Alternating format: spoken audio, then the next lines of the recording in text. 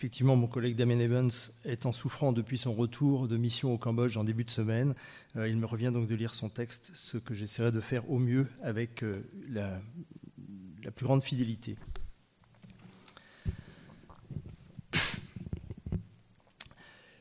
Monsieur le secrétaire perpétuel, Monsieur le Président, Mesdames et Messieurs les académiciens, Monsieur le Directeur, chers collègues, Mesdames et Messieurs, nous savons tous ici combien votre Assemblée suivait attentivement les recherches scientifiques et les travaux archéologiques menés par l'École française d'Extrême-Orient à Angkor et dans le Royaume du Cambodge, à l'instar du plus prestigieux parmi vos éminents membres associés, Son Altesse Norodom Sihamoni, roi du Cambodge. Je vous suis donc particulièrement reconnaissant, à l'occasion de cette célébration des 120 ans de cette institution, d'avoir l'opportunité de donner cette présentation qui évoquera les nouvelles perspectives de la télédétection par LIDAR sur l'évolution urbaine et agricole ancienne en Asie du Sud-Est. Elle me permettra notamment de revenir sur les travaux réalisés depuis l'introduction du LIDAR il y a 10 ans à Angkor, dans le cadre d'un consortium international de recherche inédit, Khmer Archaeological LIDAR Consortium, abrévié en CALC, auquel participait les FEO grâce à l'appui primordial de la Fondation Simone et Chino Del Duca et de votre Académie. Elle se basera sur les travaux et les développements qui ont suivi depuis 2015 dans le cadre de 2 programmes de recherche successifs que j'ai l'honneur de diriger, financés par le Conseil européen de la recherche et portés par l'École française d'Extrême-Orient avec la collaboration active de nos partenaires, les institutions cambodgiennes. Il s'agit du projet baptisé CALI pour Cambodian Archaeological LIDAR Initiative, auquel a succédé depuis l'année dernière le projet nommé Archaeoscape.ai. Elle évoquera aussi les premières réalisations d'un projet intitulé Champa que conduit l'École française d'Extrême-Orient dans la province de Champasak au Laos sur des financements de l'Agence française de développement. De tout temps, nombre d'activités humaines ont durablement transformé le paysage. Et pour qui sait l'interpréter, la topographie des sites constitue donc une archive précieuse des sociétés du passé. La télédétection par LIDAR a récemment révolutionné cette approche en permettant d'analyser en détail la topographie de sites de grande ampleur, même dans des zones couvertes par une végétation dense. Dès le XIXe siècle, explorateurs et spécialistes des antiquités se sont efforcés de documenter le paysage des lieux qu'ils visitaient, rassemblant ainsi des indices, en particulier des vestiges architecturaux en briques ou en pierre, qui permirent d'identifier nombre de sites depuis longtemps désertés, enfouis ou simplement masqués par la végétation. Au cours du XXe siècle, cette démarche a été progressivement stimulée tant par des innovations technologiques que par l'évolution de l'archéologie en tant que discipline scientifique. L'histoire des missions archéologiques françaises en Asie du Sud-Est, en cours depuis la fin du XIXe siècle, illustre bien l'évolution de l'archéologie du paysage et en souligne certaines limites, en particulier en milieu tropical. En effet, la végétation dense, caractéristique de ce type d'environnement, a longtemps rendu le relief difficile à appréhender, tant au sol que vu du ciel. Pourtant, des avancées significatives ont été très tôt réalisées, notamment par les chercheurs de l'École française d'Extrême-Orient. Et au Cambodge, par exemple, des prospections archéologiques aériennes furent entreprises dès la fin des années 20 par des aviateurs et des archéologues qui palliaient l'absence de pistes par l'emploi d'hydravions, profitant des douves encore en eau autour des temples. Angkor, qui fut la capitale de l'Empire angkorien du 8e au 15e siècle, doit évidemment sa célébrité à ses grands sanctuaires, à commencer par Angkor Wat, qui ont longtemps monopolisé l'attention des chercheurs. Pourtant, en dehors des temples de pierre ou de briques, demeurent des dieux et de quelques ouvrages civils massifs, cette civilisation était par excellence une civilisation du végétal. Du plus humble des serviteurs jusqu'aux souverains, les mortels édifiaient en effet leurs bâtiments en matériaux légers, aujourd'hui disparus. En surface, même érodés, seuls les tertres, digues, canaux et bassins témoignent aujourd'hui de ces aménagements. Mais pendant longtemps, la densité et la couverture végétale rendaient les prospections sur le terrain difficiles et nous n'avions donc qu'une vision très partielle des implantations humaines, de ce qui constituait pourtant l'une des régions les plus densément peuplées de cette époque. Dans les années 90, alors que la péninsule indochinoise sortait enfin des décennies de conflits et que la paix ouvrait au Cambodge des opportunités uniques, les archéologues se tournaient à nouveau vers l'imagerie aérienne pour préciser la cartographie archéologique. Outre son intérêt pour la gestion des sites face à un développement rapide, celle-ci constituait un outil indispensable pour l'étude des territoires, à l'heure où reprenait le débat sur la théorie qui proposait de comprendre encore comme une vaste cité hydraulique, dont l'ascension et le déclin étaient intimement liés à la gestion de l'eau. Malheureusement, les limites de la télédétection et les difficultés de prospection sous la forêt tropicale laissaient dans nos cartes archéologiques d'importantes lacunes, en particulier dans son cœur monumental, densément boisé. La télédétection par laser, ou LIDAR, est utilisée depuis les années 60, mais ce n'est que récemment que cette technologie est devenue suffisamment sophistiquée et abordable pour un usage de cartographie sur des secteurs étendus par les archéologues. Les principes de base du balayage laser aérien sont en réalité plutôt simples. L'instrument est attaché à un engin volant, un hélicoptère, en l'occurrence sur cette image, qui émet une pulsation de lumière infrarouge, qui peut être réfractée par une surface ou un point d'impact au sol, puis remonte au capteur. Le capteur mesure et enregistre la durée de cet aller-retour, qui dépend bien entendu de la distance parcourue par la lumière. Ainsi, le capteur est informé de la distance le séparant du point d'impact, et l'engin volant étant lui-même équipé d'un GPS et d'une centrale à inertie qui enregistre avec précision la position et l'orientation de l'équipement, nous pouvons finalement localiser avec une grande exactitude le point d'impact dans un système de coordonnées géographiques en 3 dimensions. La pulsation lumineuse ne pénètre pas vraiment la végétation, elle ne voit pas à travers. En réalité, la lumière sera réfractée par n'importe quelle surface et pour les relever en forêt tropicale, la majeure partie des retours laser sera issue de feuilles. Toutefois, un infime pourcentage de pulsations laser, en règle générale moins de 5% dans le cas de notre étude, va parvenir à se frayer un chemin à travers les minuscules jours de la canopée pour atteindre le sol de la forêt avant de remonter au capteur. C'est la raison pour laquelle le but pour les archéologues est de couvrir le terrain d'autant de pulsations laser que possible afin de maximiser les retours provenant du sol. Nous avons besoin d'une densité de points inhabituelle en comparaison avec d'autres usages, en écologie forestière ou en cartographie générale par exemple. Dans notre cas, nous volons lentement et de façon systématique à environ 1000 mètres d'altitude au-dessus du terrain, des pulsations laser étant émises à un rythme de 120 à 500 kHz, et nous enregistrons ainsi des millions de mesures par tranche de quelques minutes, le long de bandes d'environ 800 mètres de large. Notre but est d'obtenir jusqu'à 16 retours de points d'impact au sol par mètre carré, les données étant absolument fiables à l'échelle centimétrique. De cette manière, nous couvrons des centaines de kilomètres carrés en seulement quelques heures de vol, suivi de plusieurs semaines de post-traitement pour harmoniser les retours du laser avec les données spatiales. Les données obtenues sont relativement basiques et consistent fondamentalement en des millions, ou en fait dans notre cas en milliards de séries de coordonnées de type X, Y et Z. Les capteurs sont par définition parfaitement aveugles à la nature de l'objet réfractant la lumière, et c'est pourquoi nous utilisons des algorithmes permettant de classifier les points d'impact en post-traitement. Ce qui intéresse tout particulièrement les archéologues, c'est la classification automatique des points d'impact en catégories sol et non-sol, une capacité plutôt standard des outils logiciels de cartographie actuels. Une fois isolés, les points d'impact au sol peuvent être utilisés pour créer des maquettes sol nu représentatives de vues de terrain efficacement débarrassées de sa végétation. Et nous pouvons utiliser les schémas lumineux pour créer des représentations de topographie archéologique qui sont ensuite interprétées par les archéologues. Un intérêt particulier est accordé aux fondations en terre des habitations en bois disparues depuis longtemps et aux vestiges subtils de routes, canaux, fossés et structures de contrôle de l'eau.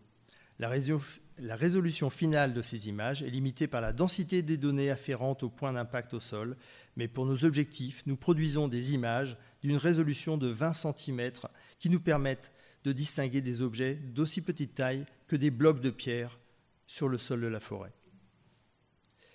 Les instruments de balayage laser aéroporté offrent donc aujourd'hui la capacité de voir à travers la couverture végétale. Il fournit en quelques heures de vastes levées topographiques que des décennies d'arpentage n'auraient pu prétendre offrir avec une telle précision.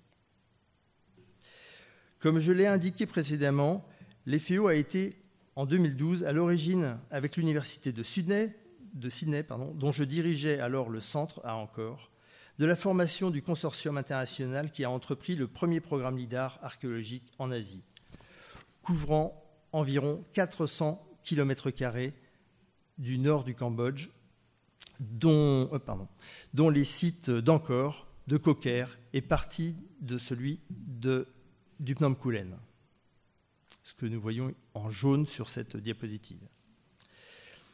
Permettez-moi d'illustrer mon propos de quelques cas, de quelques résultats, en commençant naturellement par Angkor, et en particulier par son centre, encore masqué par la forêt et donc apparaissant relativement vide sur cette première cartographie publiée en 2007.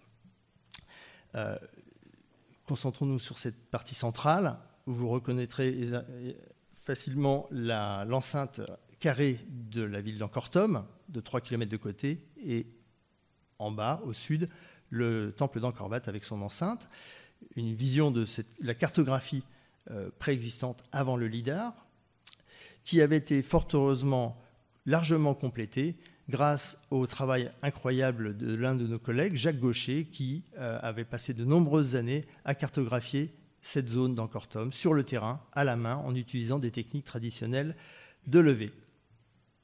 En fait, les découvertes de notre collègue Jacques Gaucher ont été parfaitement confirmées par les données acquises du LIDAR que vous voyez ici à l'écran, qui nous ont donc permis de reprendre profondément cette cartographie. Et vous voyez ici une nouvelle cartographie de la zone avec les données LIDAR. On peut se concentrer notamment sur le site d'Angkor Wat au sud, où là aussi les informations, le résultat a été particulièrement impressionnant. Vous voyez donc cette image LIDAR de la zone d'Angkor Wat qui nous permet dorénavant d'articuler des restitutions des installations domestiques en périphérie du temple central dans cette vaste enceinte, suivant en fait une trame géométrique assez stricte. Ces données ont permis aussi de confirmer plusieurs informations historiques. Je ne citerai ici que celle de Chu Tak Wan qui décrit Angkor où il a passé quasiment une année à la fin du XIIIe siècle, où Chu Tak Wan relatait que chaque famille a un étang ou au moins un étang à partager entre 2 ou 3 familles. Eh bien, sur des sites, des grandes fondations comme le site de Taprom, bien connu des touristes notamment, ici aussi, la vision du LIDAR permet de montrer une multitude de tertres et de bassins qui témoignent donc de la véracité des informations contenues dans Chu Tak Wan, en tout cas dans ce domaine. Ce genre d'espace structuré dans de vastes enceintes, on le retrouve dans bien d'autres fondations. C'est le cas aussi de Beng Mealea, à l'est d'Angkor, un site particulièrement connu pour la couverture forestière qui a depuis longtemps limité sa connaissance et sa cartographie. Le LIDAR montre que cette grande fondation prend place au sein d'un vaste ensemble géométrique et densément occupé de bassins, de voiries et de tertres. Cette première expérience à grande échelle a constitué une étape importante dans l'histoire de la télédétection et a déclenché une forte émulation dans le monde archéologique, et notamment au Cambodge même. Une seconde campagne d'acquisition a pu être réalisée par les FEO dans le cadre du projet CALI, financé par une bourse Starting Grant du Conseil européen de la recherche. Elle a porté la couverture à plus de 2000 km², comprenant l'intégralité du Phnom Kulen, de grands centres provinciaux anciens tels que le temple de Banteachmar et le Prakan de Kompong Swai. Il couvre aussi les sites d'autres capitales de l'ancien Cambodge, avec la cité pré-angkorienne de Sambor Prikuk et celle post-angkorienne de Longvek et Udong. Au-delà de la seule période angkorienne, ce sont donc plusieurs millénaires d'occupation humaine que ces données ont documentées. Permettez-moi encore une seconde fois d'illustrer mon propos avec 2 cas, en commençant toujours par Angkor, mais cette fois-ci sur le Phnom Kulen, au nord-est de la partie centrale de la région d'Angkor. C'est une zone très largement recouverte de végétation, avec une jungle assez dense, un petit peu de jungle, mais surtout une forêt dégradée, d'autant plus dégradée qu'elle est sujette à des déforestations récentes. L'image LIDAR permet donc de voir à travers cette canopée et a permis d'identifier la structure d'une ville très largement cachée par cette végétation. La ville avait bien entendu été mentionnée dans les inscriptions anciennes et nous supposions bien entendu qu'elle était là, mais en utilisant le LIDAR, nous pouvions dorénavant la voir dans son intégralité et dans sa structuration. C'est en fait une ville très ancienne, des 8e et 9e siècles, où l'on peut voir ici les prototypes de principes qui deviendront plus tard communs dans les villes khmères angkoriennes, tels qu'un réseau de routes bien planifié et un immense réservoir. Depuis donc, le LIDAR a permis de compléter la cartographie archéologique que nous aurions réalisée dans les années 90 et 2000, qui dorénavant a permis d'être, voilà, vous le voyez ici sur cette image, complétée non seulement dans la partie centrale, mais aussi en périphérie sur le Phnom Kulen. Le deuxième exemple, un autre résultat intéressant de ce travail concerne par exemple le site du Prakan de Kampong Swai, qui révèle l'association très étroite entre les temples et les villes. Ni l'un ni l'autre n'existent isolément, ils vont en fait parfaitement ensemble. Nous avons ici une vision classique satellite du site de Prakan de Kampong Swai avec une des plus grandes enceintes qui mesure 5 km de côté, largement couvert de végétation, dont il y a 8 ans, juste avant l'arrivée du LIDAR, nous avions publié un article avec un premier plan de la cartographie archéologique du site. Ce résultat, voilà. En fait, nous aurions dû attendre d'avoir le LIDAR, car depuis celui-ci, cela a montré très clairement les lacunes de cette première cartographie, et notamment la densité des occupations que l'on peut dorénavant observer sur ce site. Vous voyez bien la différence entre les données du LIDAR et une cartographie qui apparaît dorénavant très vide. Ce travail de télédétection s'accompagne aussi par énormément de travail de vérification de terrain, donc dans des conditions beaucoup moins faciles qu'un bureau et un ordinateur climatisé. Ce sont des travaux de terrain toujours en partenariat avec les populations locales et les autorités locales, qui connaissent aussi très bien ces milieux et ces différents lieux, dans des endroits qui, sur le terrain, paraissent finalement très peu significatifs, où on a du mal à se retrouver, mais où, souvent, différents matériaux, briques, céramiques, nous informent des anciennes occupations. On a ici, par exemple, un ramassage de surface de grès et de terre cuite, mais aussi des importations essentiellement d'origine chinoise qui permettent aussi de dater ces occupations. On trouve parfois donc des éléments plus monumentaux, mais aussi très souvent des sites qui ont déjà été très largement pillés, comme quoi les pilleurs n'ont pas besoin de LIDAR pour les identifier. Ces couvertures LIDAR, ainsi que d'autres récemment réalisées par les FEO ou avec la collaboration de l'FEO en Thaïlande et récemment au Laos, fournissent de nouvelles clés pour suivre l'émergence et le développement des sociétés complexes qui s'épanouirent dans cette région, pour générer des modèles sophistiqués sur l'anthropisation du paysage et pour tester des hypothèses sur le déclin des royaumes et des empires. C'est dans cette perspective de recherche que, à la suite du programme CALI, s'est engagé un second programme, Archaeoscape.ai, toujours porté par l'École française Extrême-Orient et financé par le Conseil européen de la recherche, cette fois-ci avec une bourse Consolidator. Il envisage d'étendre encore cette approche à d'autres pays de l'Asie des moussons, dans le cadre d'une vaste collaboration internationale qui repose sur nombre de réseaux de l'FEO. Cette nouvelle phase envisage encore un accroissement de la surface des zones couvertes, phénomène que l'on observe à l'échelle mondiale dans l'application de la télédétection la télédétection LIDAR dans les zones tropicales. On a ici un aperçu des différentes campagnes LIDAR depuis le début à Belize, en Amérique centrale, sur le site de Caracol, qui couvrait donc des zones d'environ 200 km², ce qui paraissait déjà énorme à l'époque. Dorénavant, le projet Archaeoscape envisage des couvertures de l'ordre de 10 000 km². En contribuant à identifier et quantifier les impacts humains dans les environnements forestiers tropicaux, elle permettra de préciser la nature, l'échelle et l'intensité des changements anthropiques dans des zones complémentaires en Asie du Sud-Est, tout en enrichissant la nature des acquisitions, en promouvant un libre accès aux données et les collaborations, et en développant de nouveaux outils d'analyse, notamment par l'automatisation du traitement des données par des techniques d'apprentissage automatique. À ce jour, les lasers nous ont montré comment les zones monumentales n'étaient pas seulement des centres sacrés et cérémoniels, mais étaient en fait des zones denses et formellement planifiées au sein de complexes urbains de plus faible densité qui s'étendaient entre les temples bien connus et bien au-delà.